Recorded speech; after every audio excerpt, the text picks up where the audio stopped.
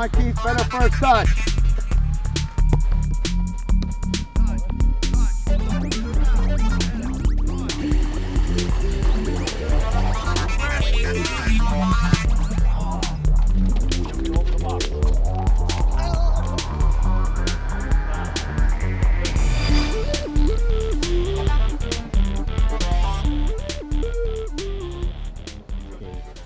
So it's a pretty weird story.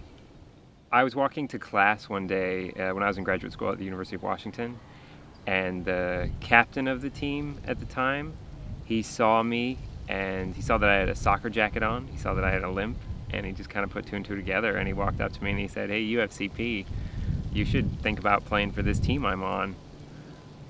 And so I did. I went to a camp shortly after that. And then shortly after that, I went to my first tournament in Russia.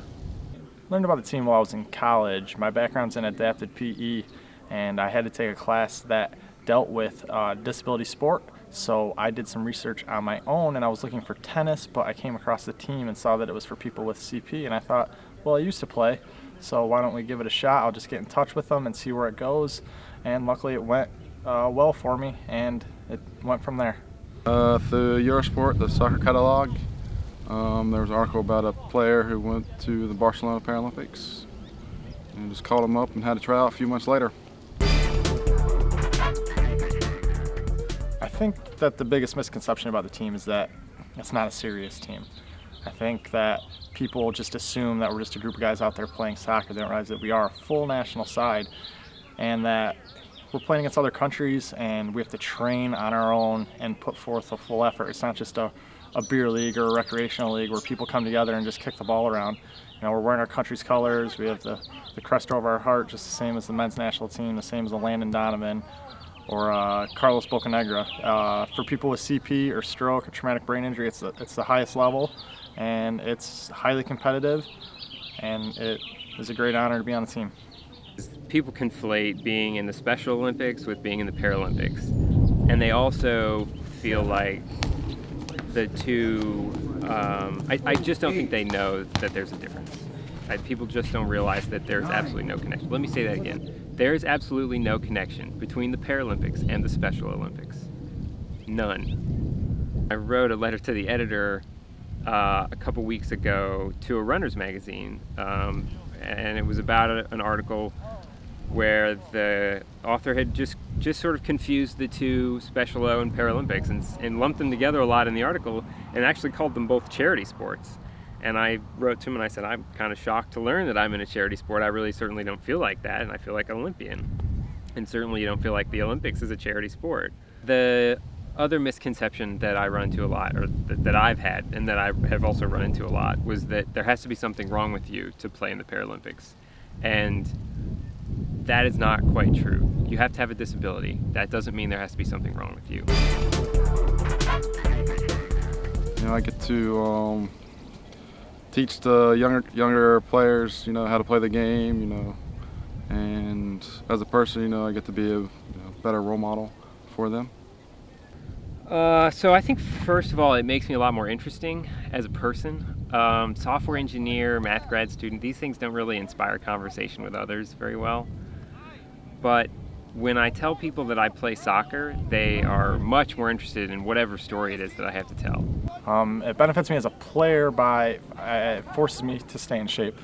It's something you should do on your own anyways, but when you have something to train for, it makes getting to the gym or going for a run a little bit easier. As a person, it's given me a newfound confidence. I find that it's just something I'm very proud of and I enjoy talking about, and I seem to stick my chest out a little bit more when I walk around or hold my head up a little bit higher.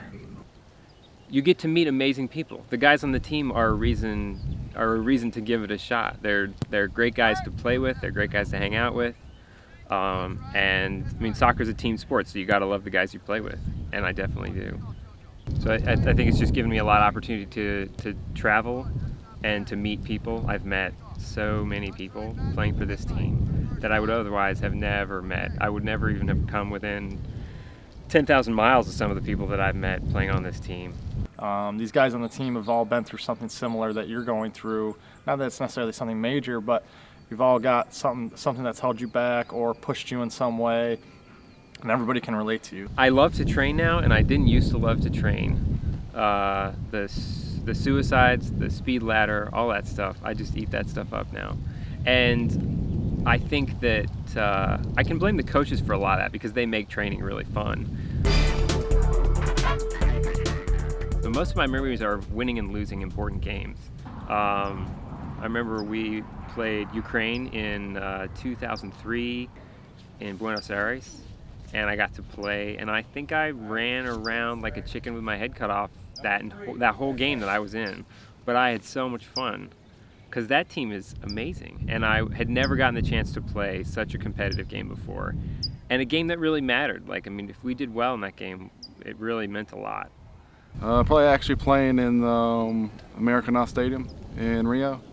You know, it's one of the biggest stadiums in the world, so we actually got to play on the field.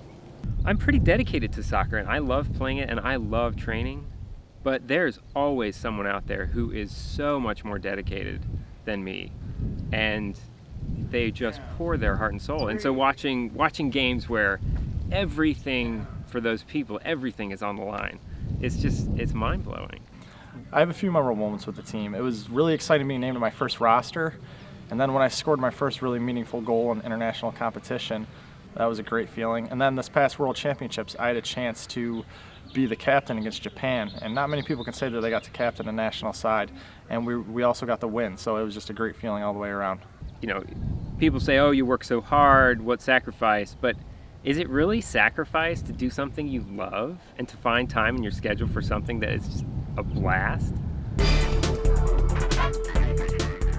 I think it would be the experiences we get traveling, going to these different places throughout the world, playing against other players with similar disabilities. If I could tell people one thing about the team, and it was something good, not something like, oh, the team is so much fun. Oh yeah. That's pretty good though. The team is a lot of fun. That's what I would tell them, yo.